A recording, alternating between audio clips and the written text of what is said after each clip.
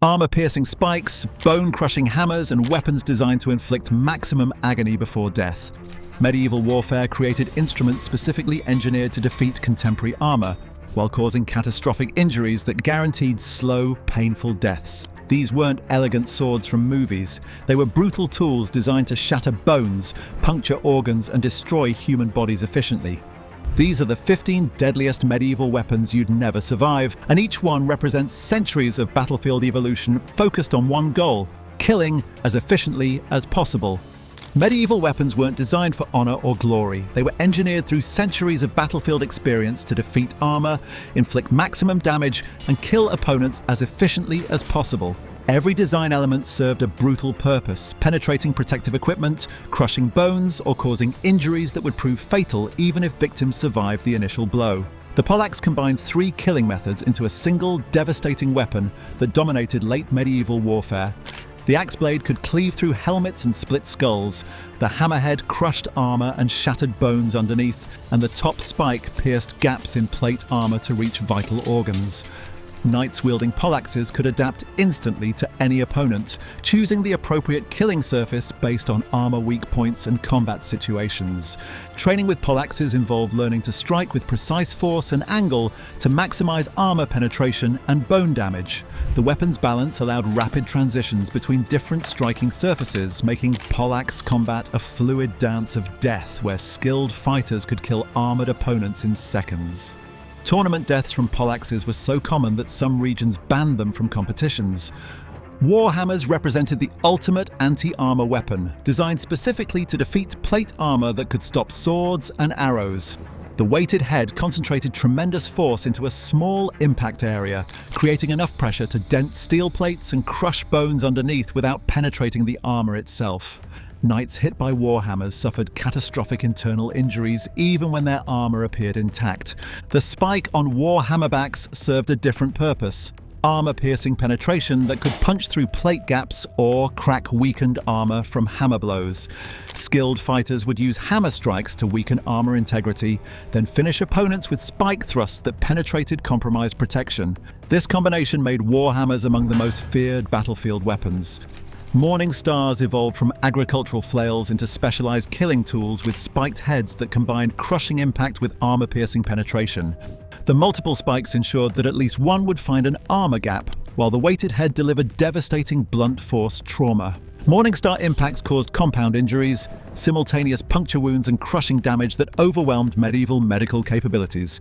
Flails became psychological weapons as much as physical ones because their unpredictable movement made them nearly impossible to block or parry effectively. The chain connection allowed the weighted head to wrap around shields and defensive weapons, striking targets from unexpected angles.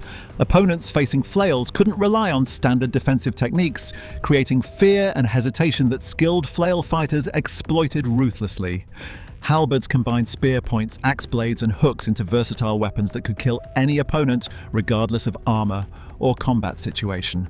The spear point thrust through armor gaps, the axe blade cleaved through lighter protection, and the hook pulled riders from horses or dragged down opponents for finishing strikes. Halberd versatility made them standard infantry weapons that remained effective across centuries of armor evolution. Yet these pole weapons were only the beginning of medieval killing technology. Crossbows revolutionized medieval warfare by allowing untrained peasants to kill armored knights from distances that made retaliation impossible. The mechanical advantage of crossbow prods generated tremendous force that propelled bolts through the finest armor at close range.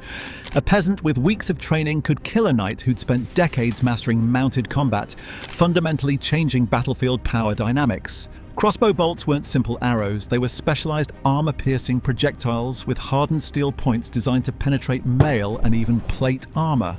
The bolts were shorter and heavier than arrows, maintaining kinetic energy over distance and punching through protective equipment that would stop conventional arrows. Crossbow penetration power meant that no armor provided complete protection.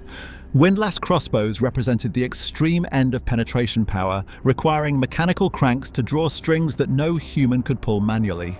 These weapons generated enough force to penetrate multiple layers of armor and keep traveling through human bodies.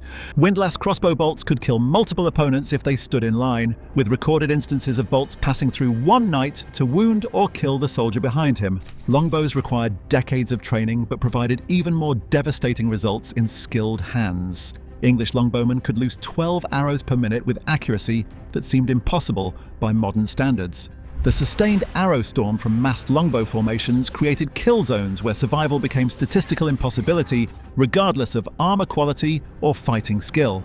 Bodkin point arrows were specifically designed to defeat armor through narrow, hardened points that concentrated impact force into minimal surface area. These arrows didn't cause massive bleeding. They punched through armor to destroy internal organs, creating injuries that proved fatal hours or days after the initial wound. Bodkin arrows made every hit potentially lethal even when immediate effects seemed minor. The real terror of longbows wasn't individual arrows but volley fire that rained hundreds of projectiles simultaneously onto enemy formations.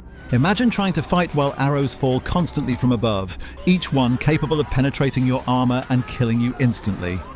The psychological impact broke formations even when physical casualties remained relatively low, making longbows weapons of mass psychological warfare. But ranged weapons were only one category of medieval killing technology.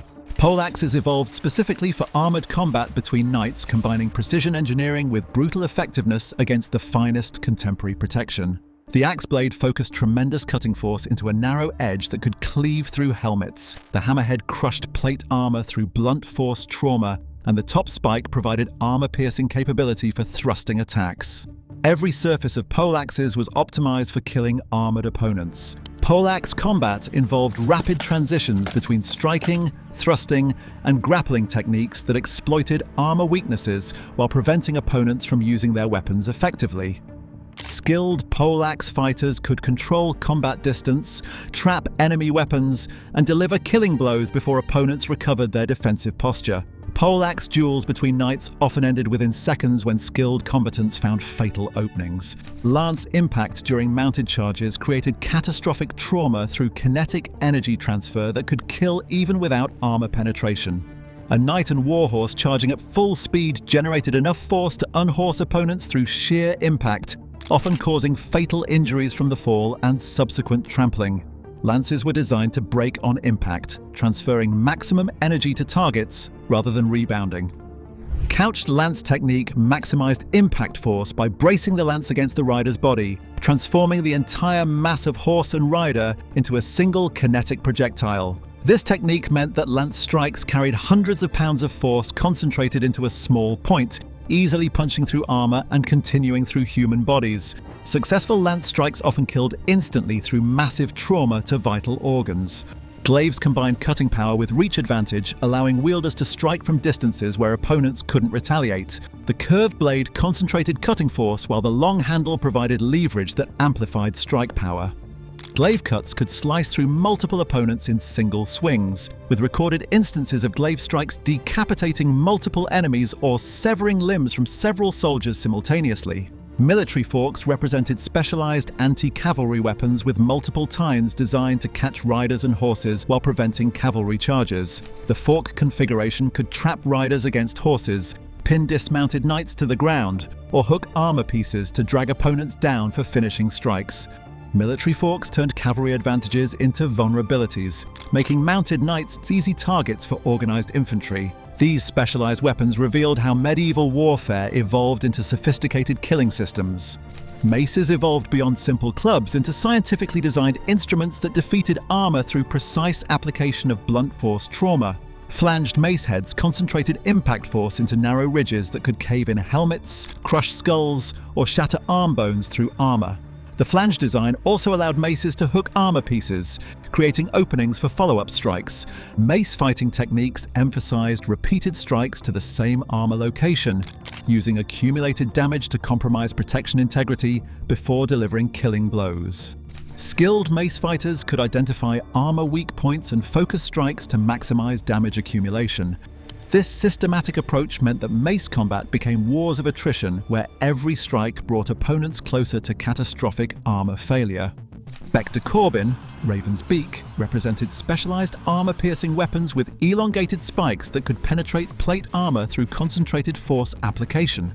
The spike design allowed strikes to slide along armor surfaces until finding gaps where penetration became possible. Decorative strikes aimed for armor joints, shoulders, elbows, knees, where penetration guaranteed devastating injury to vulnerable areas. Lucerne hammers combined hammerheads with spike backs specifically optimized for anti-armor combat. The hammer side crushed armor while the spike side penetrated compromised protection, creating two-stage attacks that first weakened defenses, then exploited the damage. Lucerne hammer techniques involved hammer strikes to stun opponents, followed immediately by spike thrusts that penetrated while enemies remained disoriented. Military picks concentrated massive force into minimal surface area through narrow spike points designed to puncture armor through sheer pressure. The pick design meant that strikes could penetrate armor without requiring perfect accuracy. Even glancing blows created enough pressure to crack plate armor or punch through mail. Military picks made armor almost useless against skilled wielders who understood pressure point targeting. These weapons demonstrated that medieval combat evolved into scientific application of force to defeat contemporary protection. Daggers became the most important medieval weapons for finishing disabled opponents and fighting in close quarters where longer weapons became useless. Rondel daggers featured narrow, rigid blades designed specifically to thrust through armor gaps and mail rings. The blade's stiff construction prevented bending during thrusts, allowing maximum force application without blade deflection. Armor-piercing daggers represented the final stage of medieval combat after opponents fell or became incapacitated. Knights carried specialized daggers specifically for delivering coup de grace through helmet visors, neck gaps, or armpit openings. These mercy killings were standard battlefield practice because wounded knights in full armor couldn't escape, and leaving them alive created ongoing threats. Baselard daggers featured broad blades that could cut and thrust effectively, making them versatile backup weapons when primary weapons broke or became inaccessible. The blade design allowed slashing attacks that could cut unarmored areas, hands, faces, necks, while the rigid spine enabled armor gap thrusting. Baselards became standard sidearms that every combatant carried for emergencies. Stilettos evolved as ultimate armor-piercing tools with extremely narrow blades that could slip through mail rings and armor joints.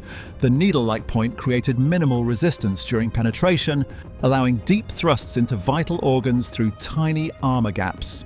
Stiletto wounds were particularly deadly because the narrow penetration channel made bleeding difficult to detect until internal damage proved fatal. Medieval weapons weren't the elegant instruments shown in movies. They were brutal tools designed through centuries of battlefield experience to kill efficiently, regardless of armor or defensive measures. Every weapon represented accumulated knowledge about defeating contemporary protection while inflicting injuries that proved fatal even when medical treatment was available. Your modern understanding of medieval combat through movies and games completely misses the calculated brutality of weapons designed specifically to defeat armor through crushing, piercing, or cutting techniques that guaranteed catastrophic injuries. The real medieval battlefield was engineering laboratory where weapons evolved to counter defensive improvements in endless cycles of protection and penetration. Medieval weapons weren't elegant instruments, they were brutal tools designed through battlefield experience to defeat armor and kill efficiently. Every design element served calculated purposes, penetrating protection, crushing bones, or causing fatal injuries. Modern media completely misses the scientific brutality of weapons engineered specifically for mass killing.